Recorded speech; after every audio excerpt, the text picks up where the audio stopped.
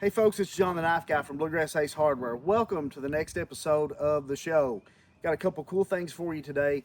Red Eyed Patriot over at his YouTube channel stopped in and brought a great collection of vintage Rogers bone knives I'm excited for you to see, and also some vintage case stuff. There's a couple pretty cool pieces in there. An old Craftsman knife that has an early model pocket clip, foldable. It's kind of crazy, but it's a pretty neat little knife.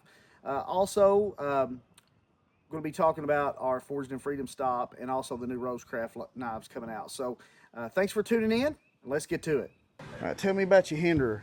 Oh, it's XM18 3.5. XM18 3.5. What's the steel on it? CMP20 or CPM20? CV. And it's the hollow grind, the tri-way. You can put phosphor bronze. Rick Hinderer.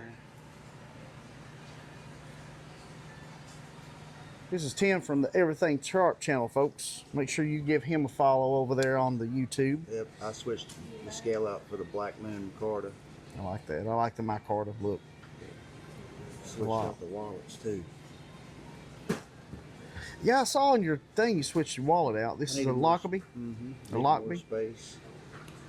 Look, I love, man. I love my pocket. It does, yeah. Fits perfect in that little utility slot. The tie pocket tool from Big Idea Design, man, is the only. You can get those here at Bluegrass Ace Hardware, folks. We carry the pocket tools. We're a Big Idea dealer, and they fit in a wallet real nice. It fits, but look, open it up. Yeah. It looks like that spot's made for it. It does. See how it's stitched down? It surely does. Like they collaborated. Yeah. I know they did. It's pretty cool. You like that bigger wallet? It's giving you more space. Yeah, I got a darker brown one coming. Yeah. When it comes in, I'll bring you that lighter field notes. Oh, cool, nice. Yeah, I'll give it a try. I'll give it a try for sure. Did you got? Give me a. So this is the new RoseCraft Lanny's clip. Can't sell these till the March 16th, but give me your take on them. What do you think?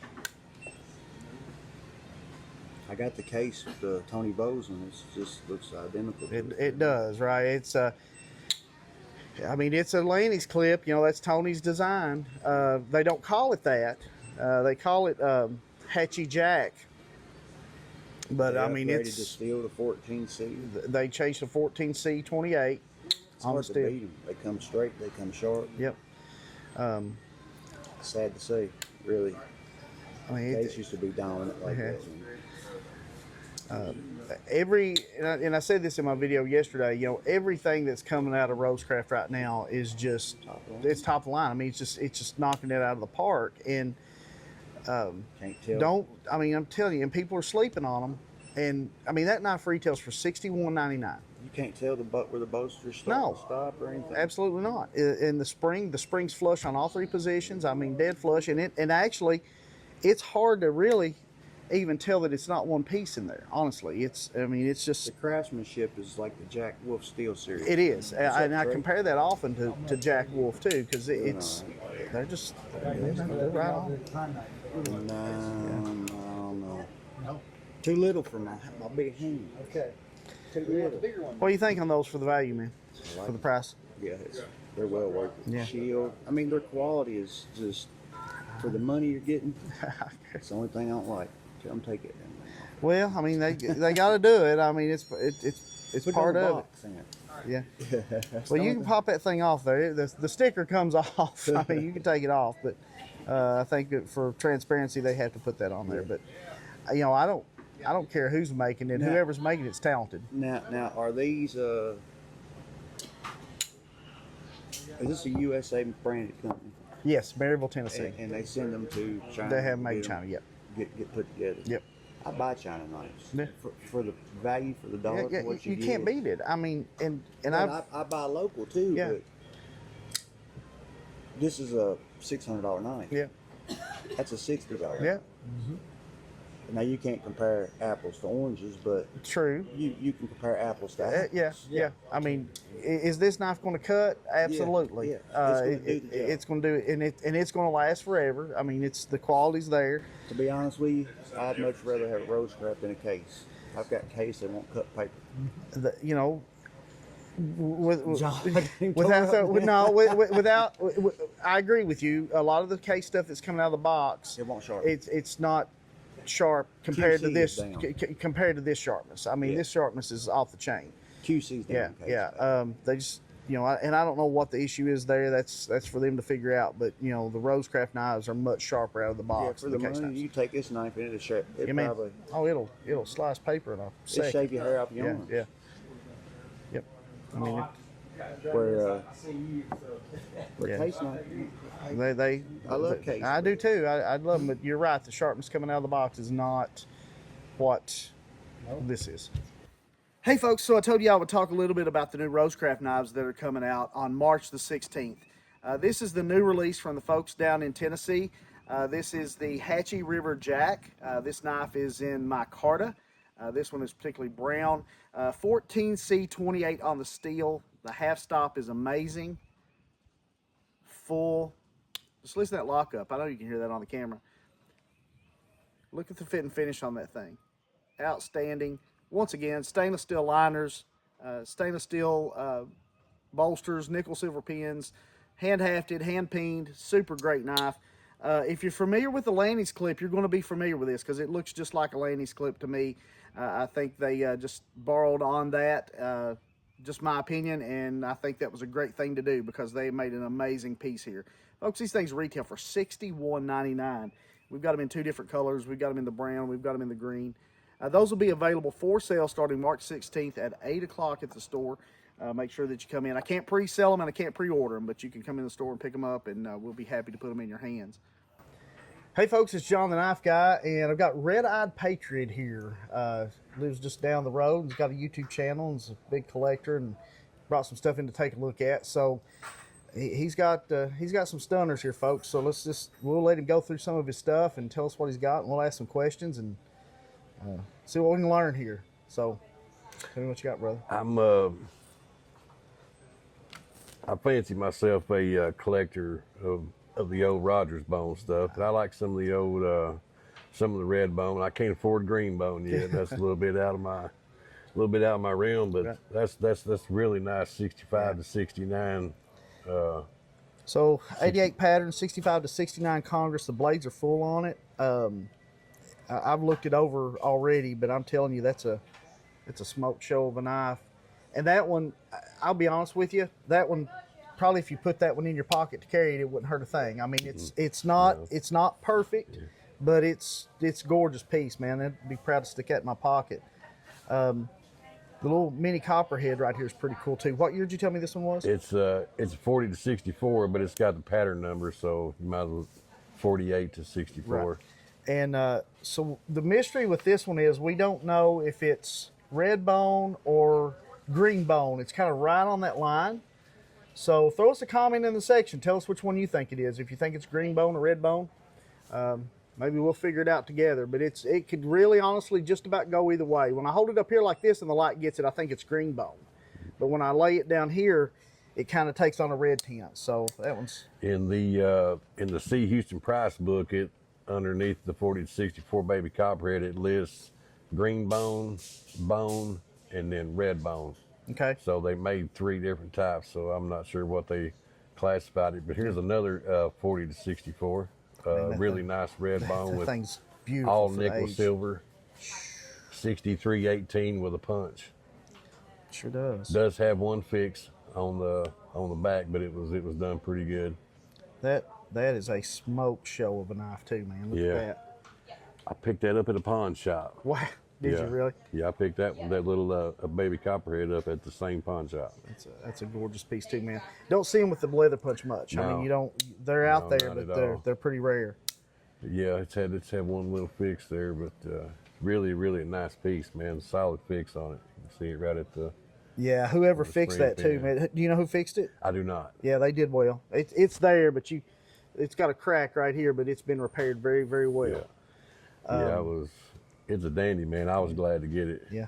And we got what I think is a pretty bone. This is 89 6347 with some absolutely gorgeous bones. Got it's pretty much mint. There's small slight blade rub, but man, that's really a nice knife, and I will agree with you. That's pretty bone for sure. It's never been sharpened. Boy, look at the snap on it, sucker. If I can get it open without cutting myself.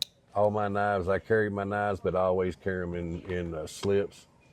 I got some nice slips. I love my slips too. He's got a really nice slip collection, folks, too. We'll talk about them here in a minute because I know that's getting pretty popular, and I love to carry mine in slips. But he's got some really nice custom stuff. That's a gorgeous piece, also. Yeah, it's got slide hints of purple in it. Yeah, it really does. Right on the ends, you can kind of see the purple coming through, and then And I've only seen that bone. I've only seen 3 or 4 examples on eBay, and they were all from '89 to '91. Right.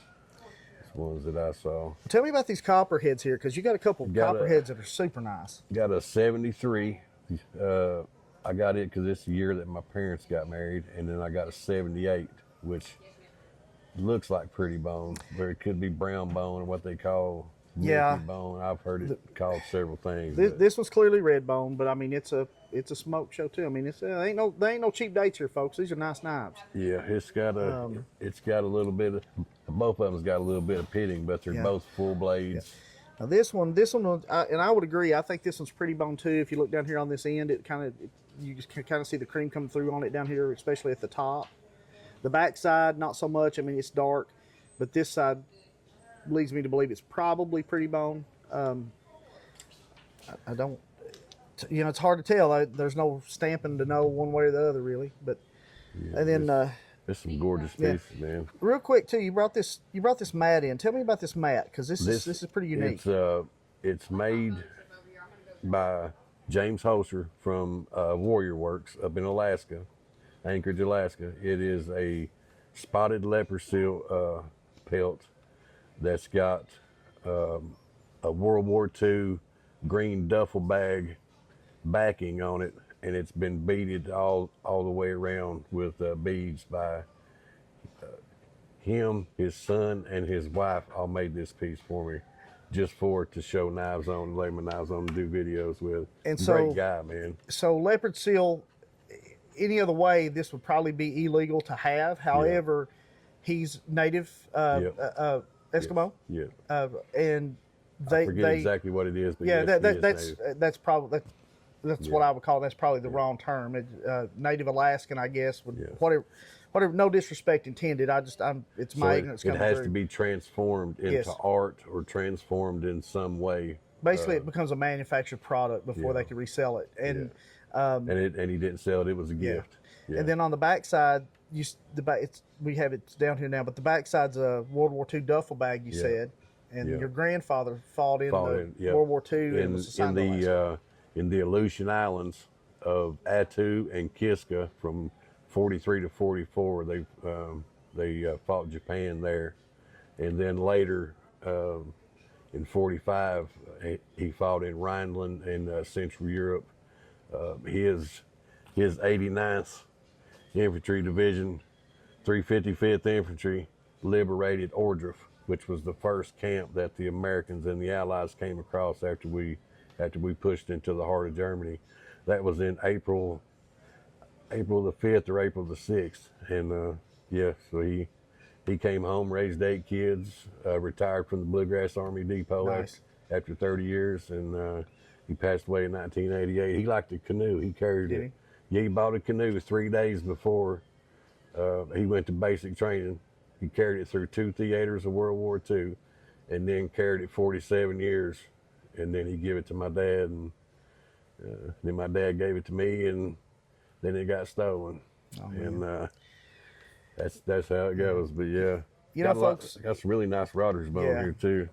Just real quick, we talk about pocket knives all the time, and we trade them and collect them and all those things, but most of us, there's a story behind these knives. There's a reason why we collect these, right? Yeah. And your ties to your grandfather, my ties to my grandfather.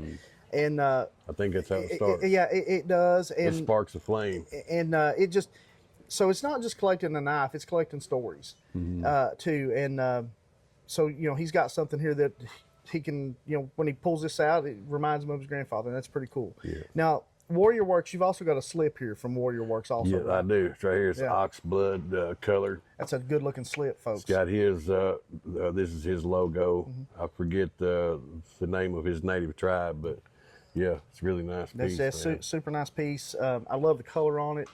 The leather's thick, and I guess you could reach out to him at Warrior Works if you want one of these slips. They're I'm sure he'll custom size it to you. Very nice slip. Yep. These most of mine are all full size trapper slips. Yep.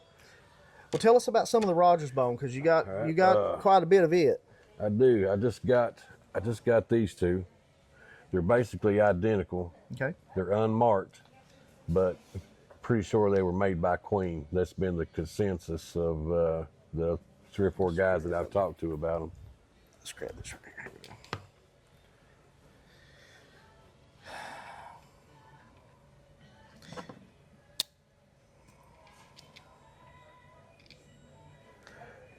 They are unmarked, but now that's a gorgeous old piece. No way to really get an idea of the year on it, do you think? I would say at least 1950 and older. Okay. Probably. This is kind of the mate to it almost. Yep.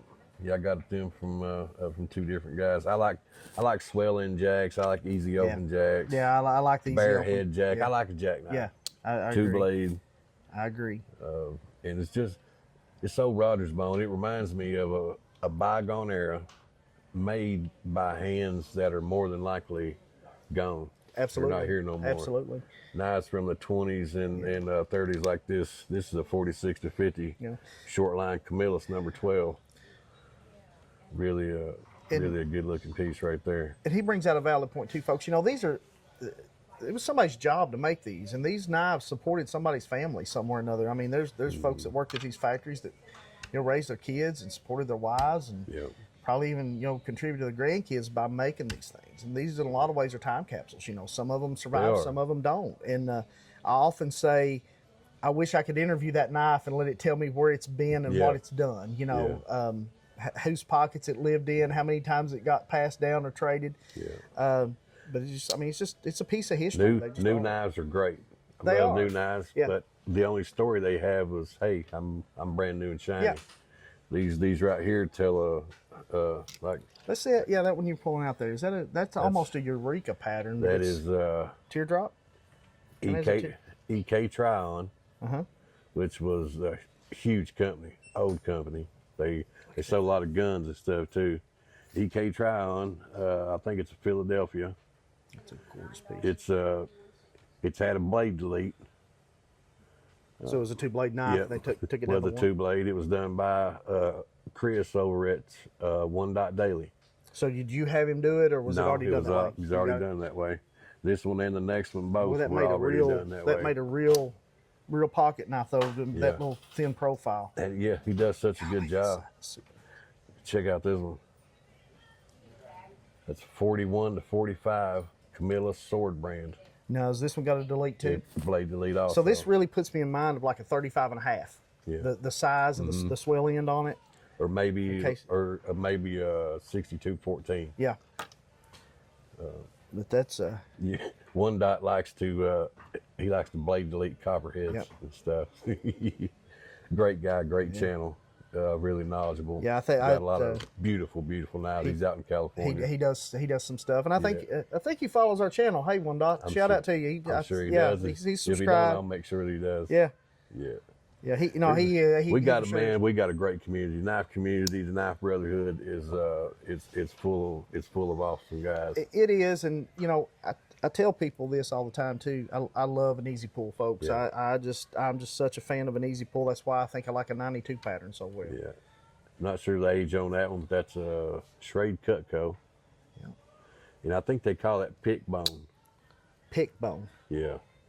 I'm not of like the jigging pattern. Yeah. I think they call it pick bone. I'm not exactly 100% sure on that, but man, I'm telling you what, you have got a collection of these. I'm telling you. Got a Voos, Bearhead Jack, Voos USA. Got some really great patina on Any it. idea of the year on that one? I would say late 20s to early 40.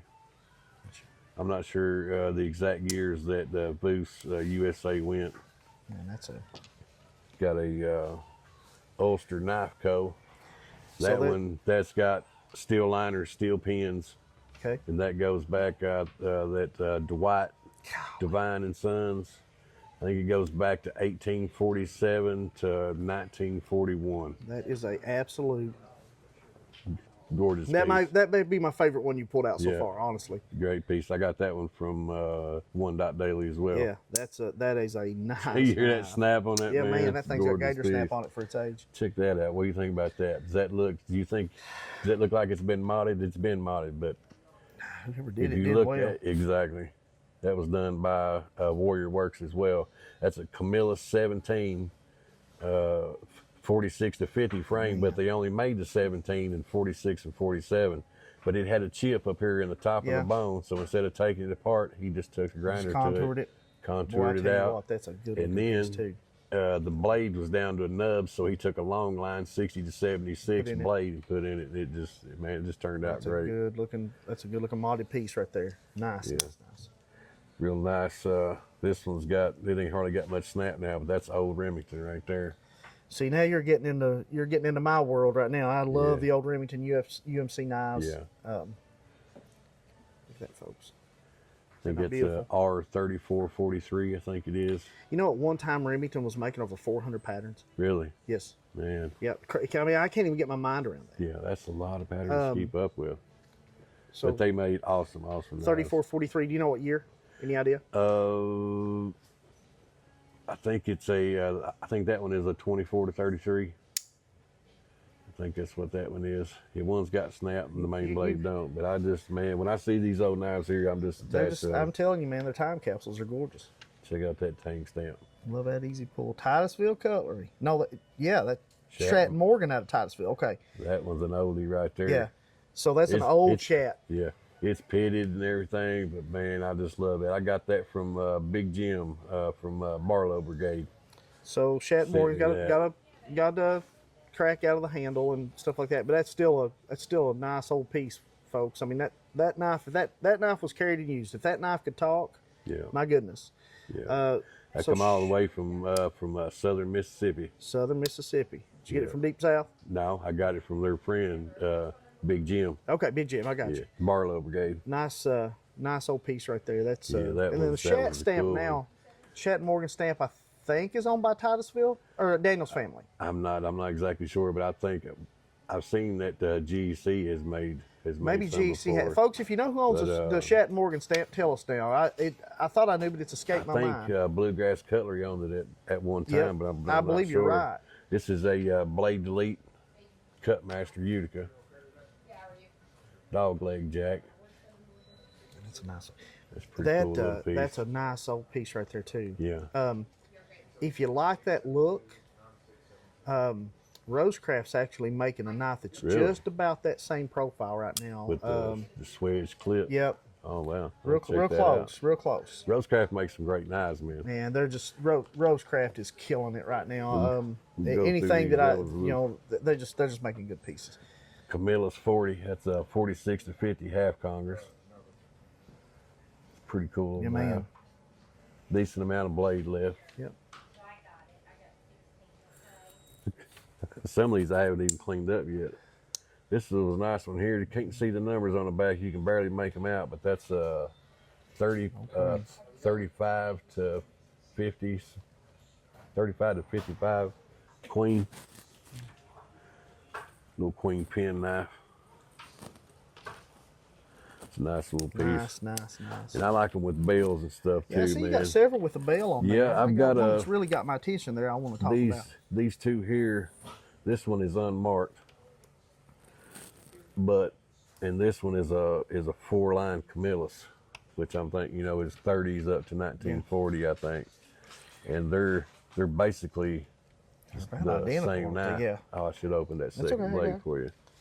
So these are pretty close. Basically identical. Those are the part of the knives that went to war. I think they were Navy general purpose. Here's an Imperial. Damn nice. Take a picture of all these when we get done. Absolutely, man. So back almost the same knife too. Yeah. Big USA stamp on that blade there.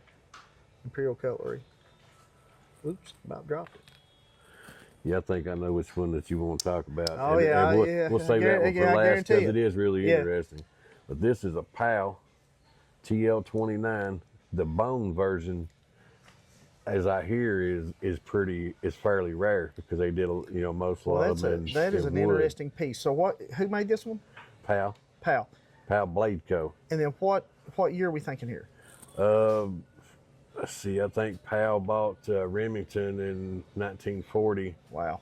So it being a Powell blade, I would say it's probably 1940, maybe 39. So this is interesting. There's several things on this one that's interesting. Yeah. Of course, you got what I would call almost an electrician's blade with it. It's got the screwdriver and blade stripper and all that. Yeah. But the interesting part to me on this one is it actually is a liner lock, or it's got a liner lock, I believe, if I'm looking at it correctly. It is.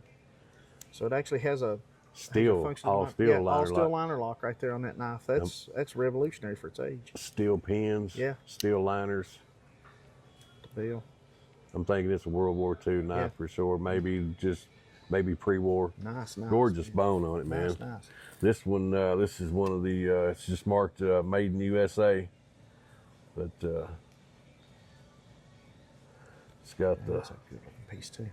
the punch and the can opener and cap lifter and screwdriver. Man, that is any idea on the year? You say it's unmarked? It's just marked "Made in USA." It's 41 to 45. It's probably late 41. It was definitely World War II. It was issued. I think they called that an engineer's knife. I think Maybe. or maybe a scout. I would say scout, but that's what it puts me in mind of. I don't know for sure. You know more about it than I do, but It probably made for the Navy, which they made them. Some of them are marked on the blade. Some of them are marked on the bell, and some are marked USA or Signal Corps or the medical department. But this one right here is really interesting.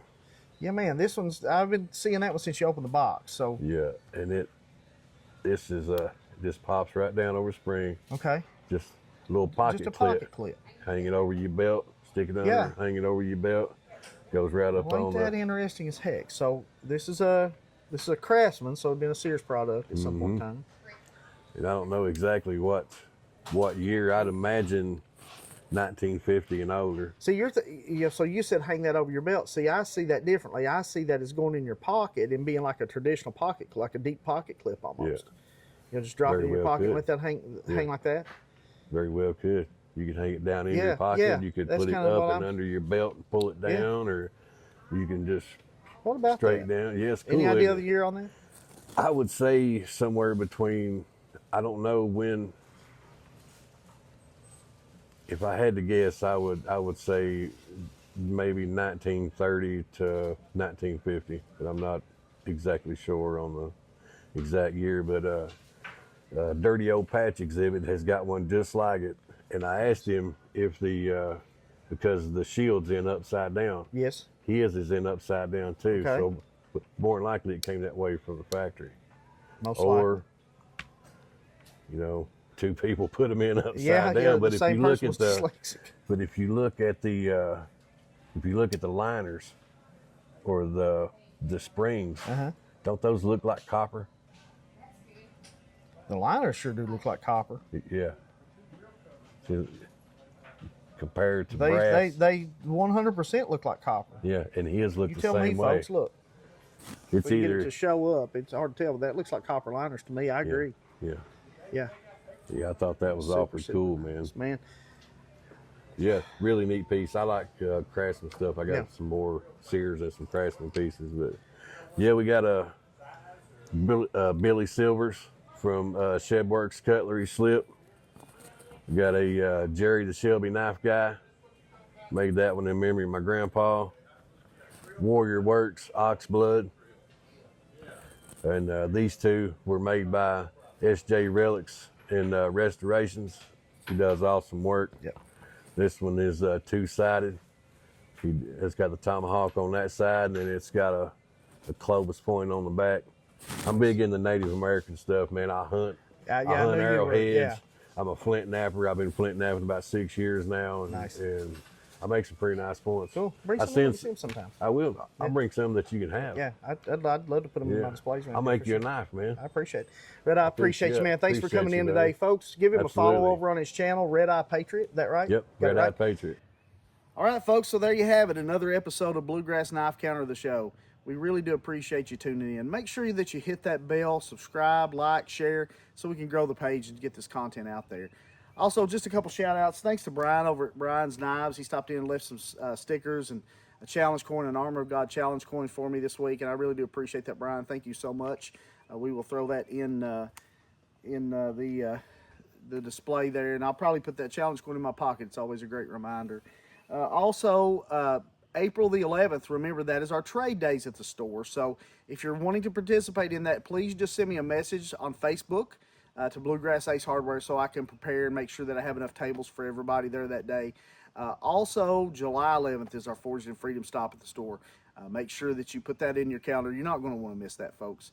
So until I talk to you again, this is John the Knife Guy from Bluegrass Ace Hardware. Be safe.